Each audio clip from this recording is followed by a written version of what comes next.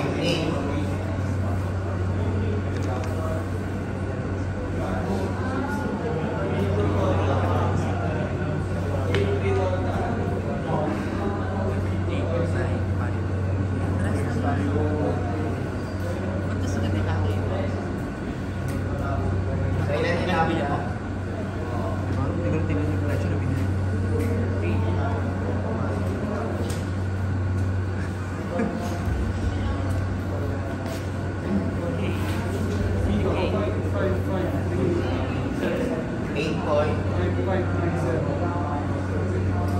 Then, kunin natin ulit yung P1, P2, at saka yung P3.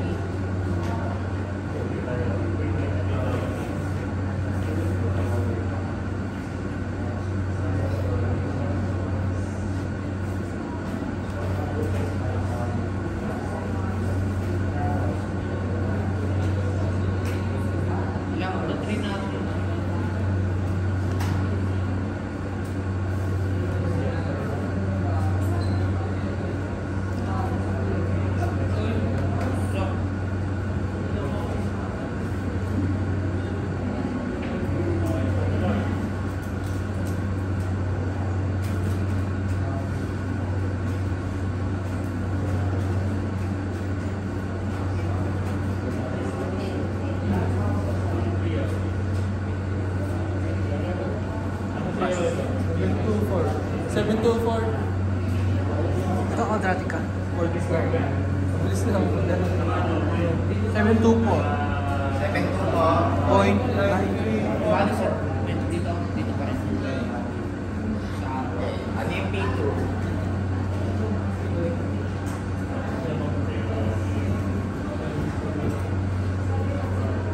Lag ka pa gano'n. Lag ka pa. Susod.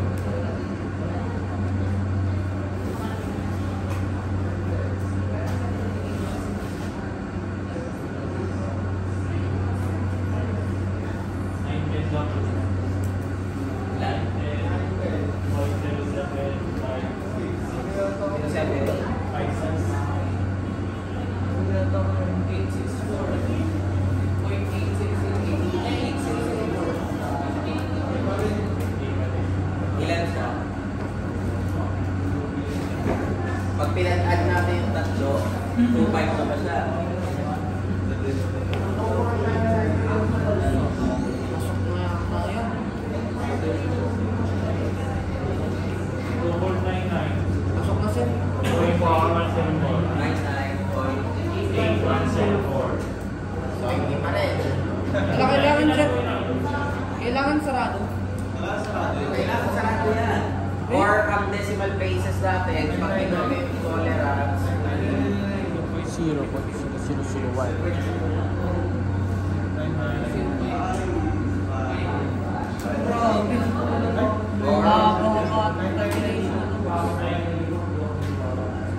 Saan di ba pwede i-solve yan sa Excel? sabi ko nga, ulitin ko nga ulit, bago kayo mag-Excel, kailangan muna alamin nyo muna. Kasi hindi nyo ma-encode yan sa Excel ang tama kung hindi nyo alam yung process.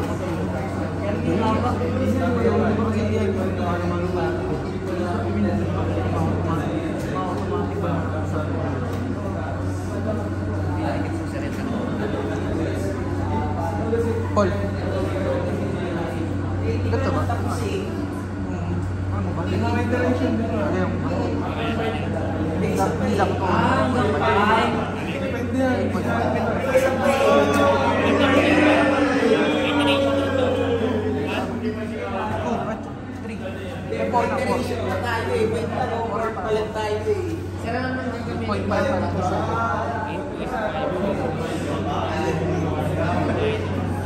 Okay, so gagawin natin ulit sa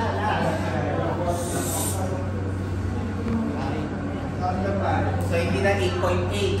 Ito na gagamitin natin.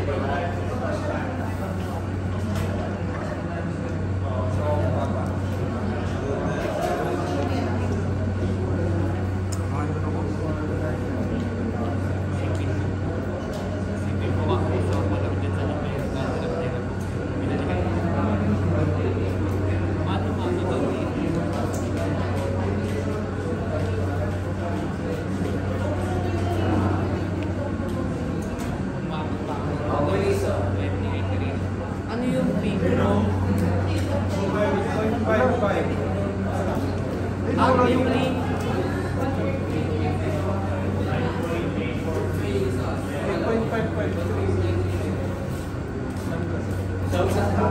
Lahat, sir? Ha? Lahat po. Oo, lahat. Lahat.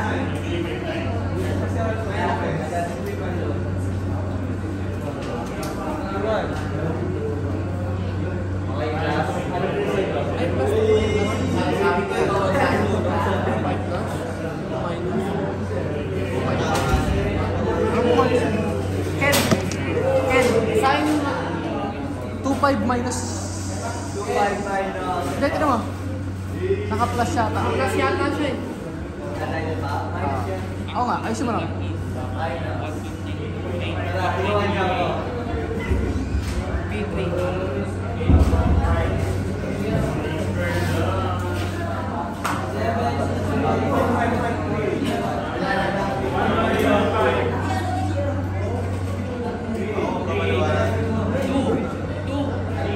Nandugol nyo eh.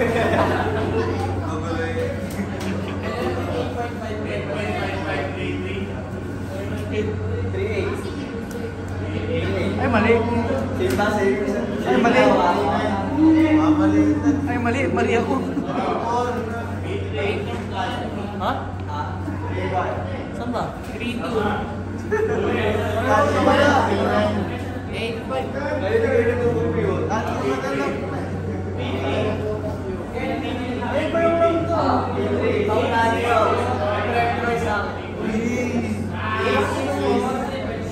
Ano yung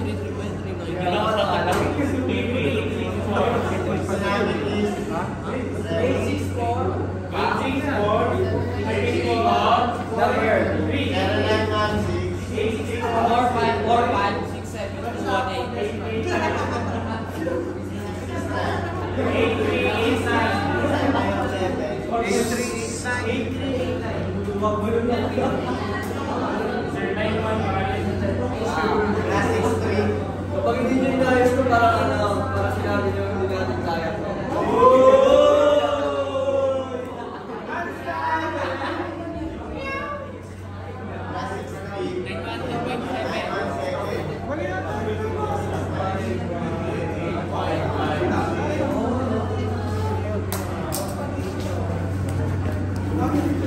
Pagod na ako.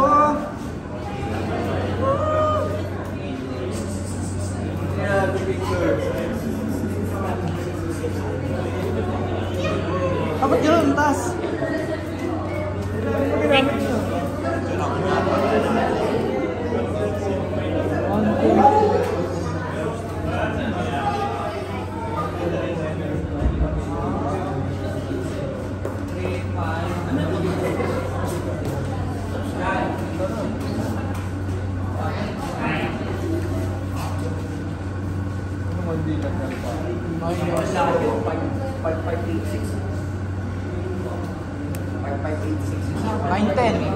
Ken, 910. Ah? Kanina ko po malayo.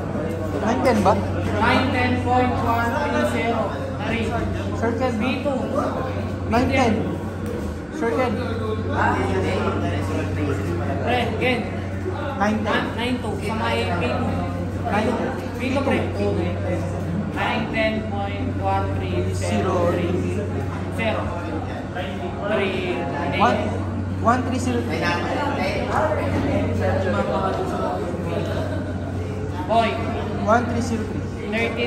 1303. 03. Number 1.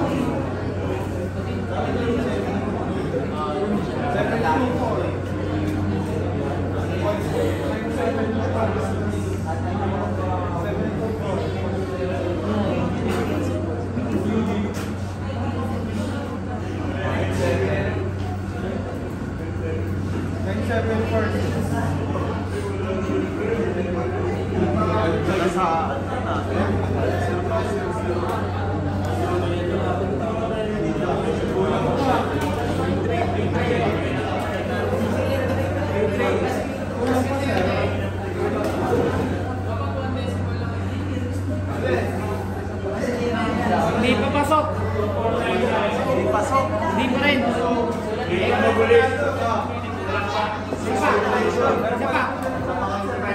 Isa pa.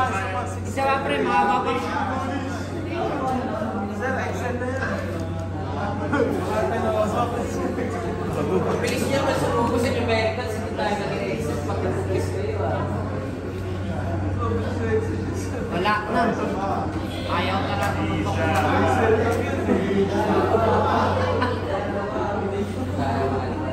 Ay!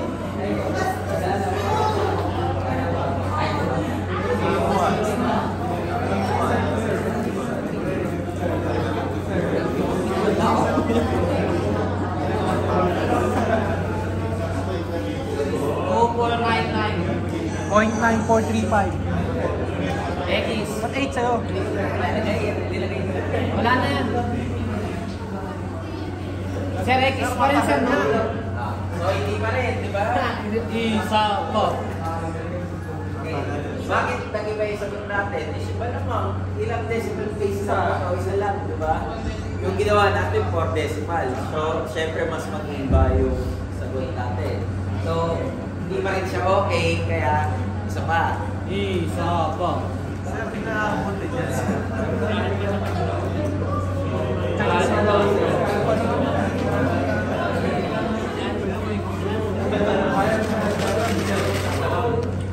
Ang gagamitin na natin kaya ang dapat. So, isa pa, di ba? Ang gagamitin natin dito, hindi na... 8.5537. Ha? 37 mo na pa eh. Lang na lang.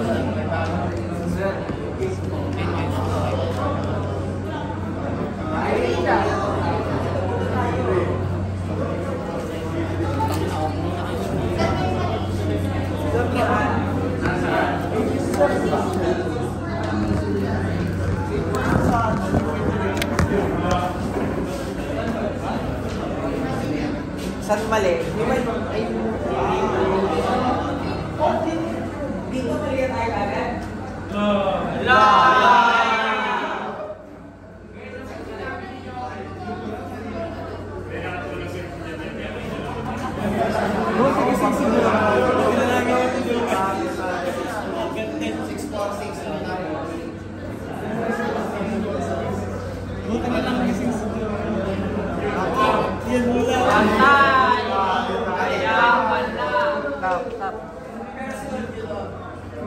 Ay, hindi ako nagsalbi yan. Pero wait lang ha. Ipapaanagan Okay yan. lang yan. Kasi kung makikita nyo lalaki pa yung sagot. Ang mangyayari lang, kakahaba lang. Wala namang maging problema. Pero ano ba dapat yung sagot dito? 646 lang talaga. Ay, nagpapaanagan yan.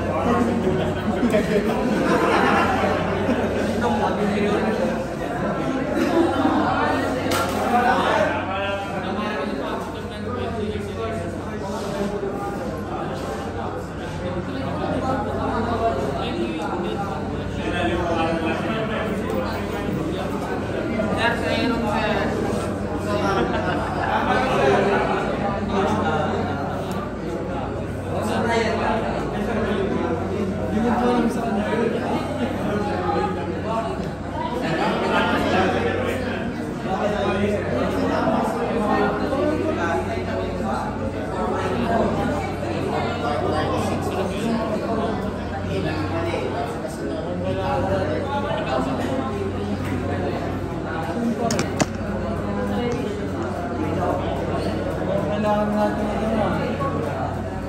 Yung decimal places ah. 3 decimal. Tama ba to? Ganito. Balikan natin yung equation. Baka mali tayo equation. Oo, pangalan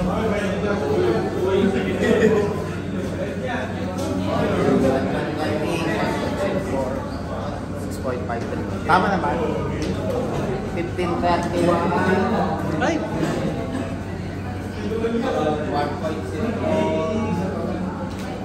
Tama naman. Sir, tama sir. Okay, so kaya ka na, baka yung mali yung table. So tutuloy pa rin natin. Isa pa. Sir, pareho lang po lang alam niyo. Pareho lang po yung lambda, sir. Pareho lang po yung lambda. Check lang natin. Kung kailangan na mag-ano, consol. Kung kailangan na sa mag-ano.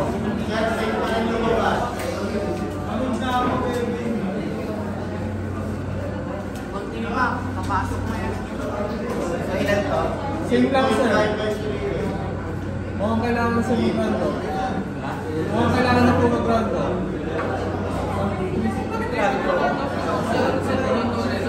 So, tolerance.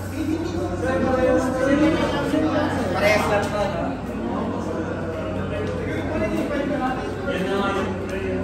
Okay, 3 decimal place ka.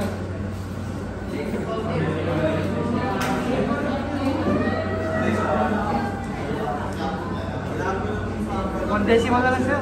3 decimal. One decimal, sir. Hindi, malayo na. 5. Hindi, malayo pa nga. Saan ba? 724 na 726. Okay, hindi pa rin. Okay, bakit hindi pa rin? Kasi nga, nakalipit tayo sa 4 decimal places.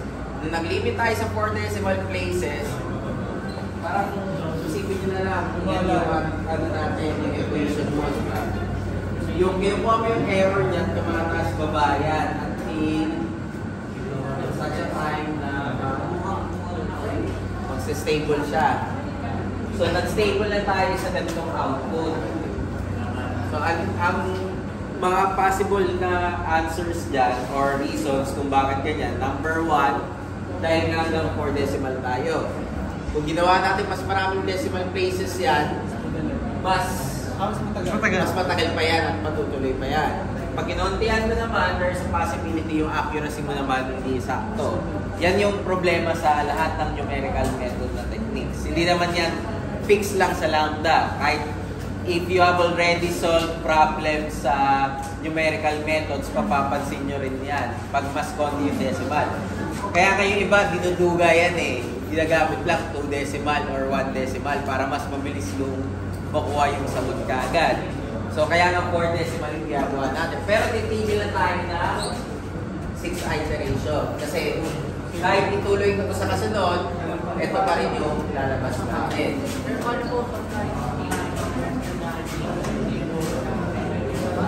1.1 pre, parang assumption lang. Assumption lang. 10%. Naging 10%. Assumption lang.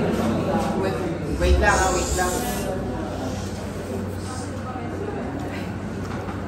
Hindi pa rin kayo nagbabago. Okay, saan yung tanong mo? Pagka po, nangyari po, pang fix na, pero hindi mo nag-equal yung 5 sa katang dahil tutuloy pa rin po. Tutuloy pa rin natin. Tutuloy natin hanggang makuha mo yung 2.5. Di ba mapapansin mo dito sa table, tumigil tayo sa 5th iteration kasi nung pinag-add natin itong tatlo, actually, almost 2.5 na yan, di ba? 2.5 na yan. Kaya ka naglalagay ng tolerance. Kasi kung hindi ka maglalagay ng tolerance, kailangan ka tumigil. So, sa iterative process, dalawang ways para tumigil.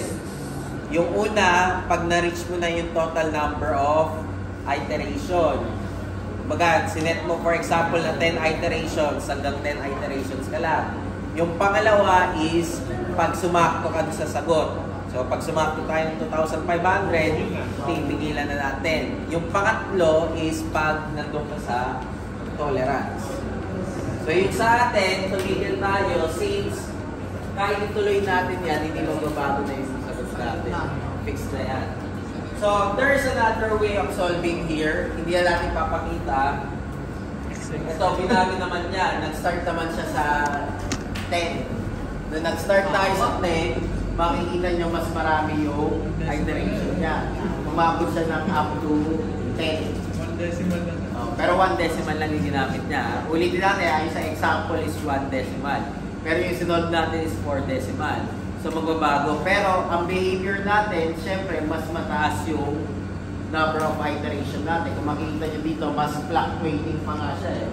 10 tayo, naging 5. Tapos yung kasunod naging 8. Tapos 9. Tapos 8. Etc. Hanggang makuha natin to. Sir, 2.5 yung ano yun, sir. Pero 2.5.1 naman, sir. Sabi niyo po ang tolerance. 2005. Oo nga. Yun nga yung tolerance. Pero ulitin nga natin, ang ginawa nga niyang decimal places nito is 1. So, paano mo gagawin yung 0.0001? Hindi mo magagawa sa kanya dito. So, 2.5. 10 iteration. Pero ang haba kasi ng formula natin, di ba? So, pwede mo pa i-clean yung formula yun. Yun yung tinatawag namin binary search. So, sa binary search, ang ginagawa mo lang is nagsaset ka lang ng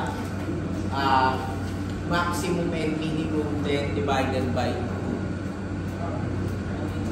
So, every time, divide mo siya into, meaning to say, nag-set ako ng dalawa nito, di ba? 8 saka 8.8. So, ang maximum ko dito, 8.8. Saka 8. So, 8.8 minus 8 divided by 2. That would be 0.4. So, yung kasunod ko na magiging 8 plus 0.4. Magiging 8.4 na siya. Then, uulitin natin yon until yung aking power is greater than yung load natin. Ibig sabihin, pag mas mataas to kaysa dito. Ito yung gagawin natin, divided by 2. Pero, pag baliktad naman, ang gagawin natin, parehas pa rin, di ba? Ayun, parehas lang.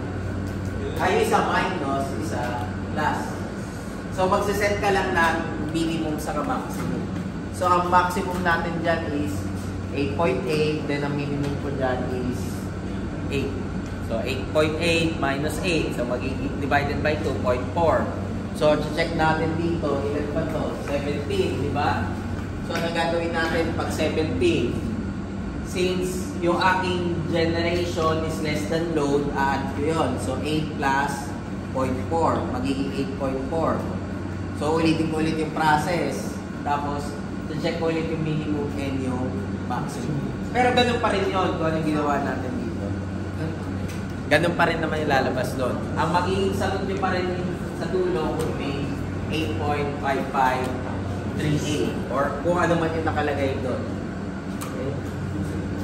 Sa Thursday, hindi tayo magsosolve niya ng mano-mano. I-excel yan. So, gusto mo ba naman? Pwede naman mano-mano sa'yo. By pair yung laptop, pero individual nyo ipapasa. So, i-upload, magbubukas ako sa Canvas, pero dito nyo gagawin. Sa Thursday. Ha? Oo, wala bang. Dito. Dapat open na kagad para pasa na lang. Eh di, huwag na lang kaya kayo pumasok. May tanong. Wala. Sige, kopyahin nyo muna din. Yumigo.